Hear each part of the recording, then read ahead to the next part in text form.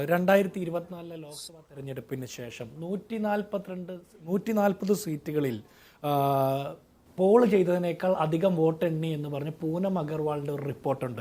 അത് നിഷേധിക്കാൻ ഈ രാജ്യത്ത് BJPക്കോ ഇലക്ഷൻ കമ്മീഷനോ സാധിച്ചിട്ടില്ല. അത് ഇലക്ഷൻ കമ്മീഷന്റെ വിശ്വാസ്യതയെ ചോദ്യം ചെയ്യുന്ന കാര്യമാണ്. എന്നിട്ട് എന്തേ പൂനം അഗർവാൾ എന്ന് പറഞ്ഞ റിപ്പോർട്ടർക്കെതിരെ കേസെടുക്കാൻ ഇവർ തയ്യാറാകാതിരുന്നത്? ഈ രാജ്യത്തിന്റെ പരമമായിട്ടുള്ള ഇലക്ഷൻ കമ്മീഷനെതിരെയല്ലേ അവർ ആരോപണം ഉന്നയിച്ചത്? ഞങ്ങൾ അത് എൻഡോഴ്സ് ചെയ്യാണ്. കാരണം എന്താ അറിയോ, ഒരു മണ്ഡലത്തിൽ 2 വോട്ട് മുതൽ 3811 വോട്ട് വരെ അധികം എണ്ണിയ ചരിത്രമുണ്ട് 140 മണ്ഡലങ്ങളിൽ. അത് ചിലയിടങ്ങളിൽ 16,000 വോട്ട് വരെ കുറവ് എണ്ണിയിട്ടുണ്ട്.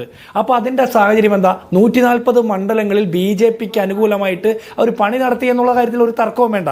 ഇനി ഇതൊക്കെ ഞങ്ങൾ ചോദിക്കുമ്പോൾ നിങ്ങൾ പറയുന്നു ഇലക്ഷൻ കമ്മീഷനോട് ചോദിക്കൂ എന്ന്. ഇലക്ഷൻ കമ്മീഷനോട് ഞങ്ങൾ ചോദിക്കുകയാണ്, ഈ VVPAT പിന്നെ എന്തിനാണ് നമ്മൾ ആവിഷ്കരിച്ചത്? VVPAT ഇവന്മാർക്കെല്ലാവർക്കും കൂടി പുഴുങ്ങി ഉരുട്ടി തിന്നാനാണോ? അപ്പോൾ എന്തെങ്കിലും സംശയം ഈ ഇലക്ഷൻ വോട്ടിംഗ് മെഷീനുമായിട്ട് ബന്ധപ്പെട്ടുണ്ടെങ്കിൽ അത് ക്ലോസ് ചെയ്യാൻ വേണ്ടിയിട്ടാണ് VVPAT. അത് എണ്ണണം എന്ന് പറഞ്ഞിട്ട് എന്താ അതിന് സാധിക്കാത്തത്? അപ്പോൾ ഇതിനെ ചൊല്ലി ഞങ്ങൾ കോടതിയിൽ ചെല്ലുമ്പോൾ ഇവർ പറയുന്നു കോടതിക്ക് വിശ്വാസമില്ലെന്ന്. ഏത് കോടതിയാണ് സാർ ഞങ്ങൾ വിശ്വസിക്കേണ്ടത്?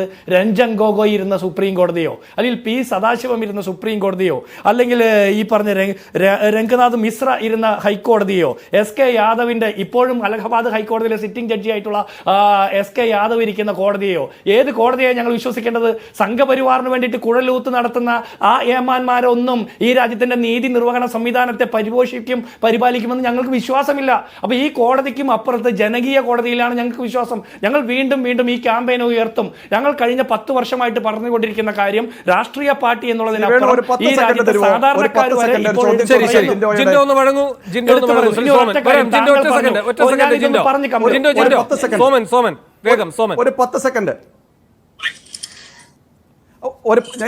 ജിൻഡോയോട് ചോദിക്കാനുള്ള ഒരു വിനയപൂർവ്വമുള്ള ഒരു ചോദ്യം.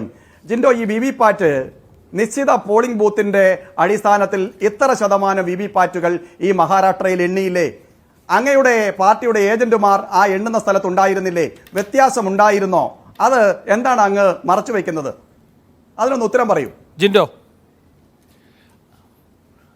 ഞാൻ അങ്ങനെ ആ ചോദ്യത്തിലേക്ക് വരുന്നതിന് മുമ്പ് ഒരു കാര്യം, താങ്കൾ പറഞ്ഞല്ലോ കേരളത്തിൽ വോട്ടിരട്ടിപ്പ് എന്ന്. നമ്മൾ രാഷ്ട്രീയ പാർട്ടി എന്നുള്ളത് കോൺഗ്രസിനും CPM-നും BJPക്കും ഒക്കെ പലപ്പോഴും തെരഞ്ഞെടുപ്പുകളിൽ ഉണ്ടാകുന്നതാണ് വോട്ടിരട്ടിപ്പ്, കള്ളവോട്ട് എന്നൊക്കെ. പക്ഷേ കഴിഞ്ഞ പാലക്കാട് ബൈ ഇലക്ഷന്റെ സമയത്ത് വോട്ടിരട്ടിപ്പിനെ കുറിച്ച് കൃത്യമായി രേഖയുള്ള ഒരാളുണ്ടായിരുന്നു, BJPയുടെ ജില്ലാ പ്രസിഡന്റ്. അദ്ദേഹം എന്താ പാലക്കാട് അസംബ്ലി തെരഞ്ഞെടുപ്പിൽ വോട്ട് ചെയ്യാൻ വരാതിരുന്നത്? കൃത്യമായിട്ട് നാട്ടുകാർ പിടിക്കുമെന്നറിയാം. വോട്ടിരട്ടിപ്പ് ആരുടെയാണെന്ന് ഇപ്പൊ ചരിത്രം മനസ്സിലായില്ലേ? എന്നെ കൊണ്ട് കൂടുതൽ വിശേഷം പറയുന്നത്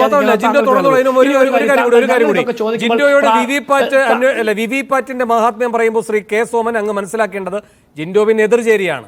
നിങ്ങളുടെ കൂട്ടത്തിൽ മോദി അണച്ചു നിർത്തിയ ഒരാളുണ്ടല്ലോ, രാജ് താക്കറെ, മഹാരാഷ്ട്ര നവനിർമ്മാണ സേനയുടെ നേതാവ്.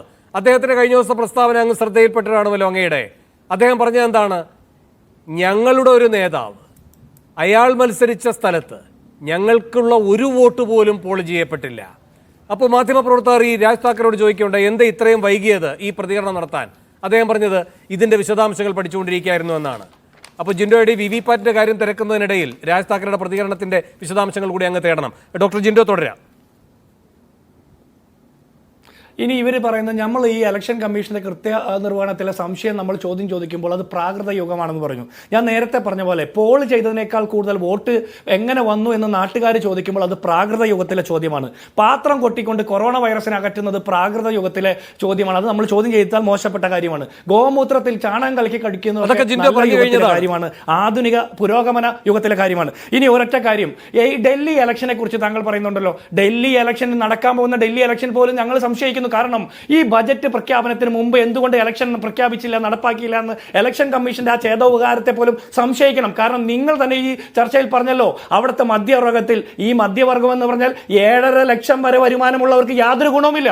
7.5 ലക്ഷത്തിനും 12 ലക്ഷത്തിനും ഇടയ്ക്ക് വരുമാനമുള്ള ആളുകൾക്ക്, തുലവും തുച്ഛമായിട്ടുള്ള ആളുകൾക്ക് മാത്രം ഗുണപ്പെടുന്ന ഒരു ബജറ്റ് പ്രഖ്യാപിച്ചുകൊണ്ട് ആദായ ബഡ്ജറ്റ് എന്ന് ഈ രാജ്യം മുഴുവനുള്ള മാധ്യമങ്ങളിലൂടെ പുലമ്പിക്കൊണ്ടിരിക്കുന്നതിന് ഞങ്ങൾ വിശ്വസിക്കുന്നില്ല. അത് ഡൽഹി ഇലക്ഷനെ സ്വാധീനിക്കാൻ വേണ്ടിയിട്ട് ഇലക്ഷൻ കമ്മീഷൻ അതിനു വേണ്ടിയിട്ട് 2 ദിവസം മുന്നോട്ടാക്കി കൊടുത്തു എന്ന് വേണം ഞങ്ങൾ സംശയിക്കുന്നത്.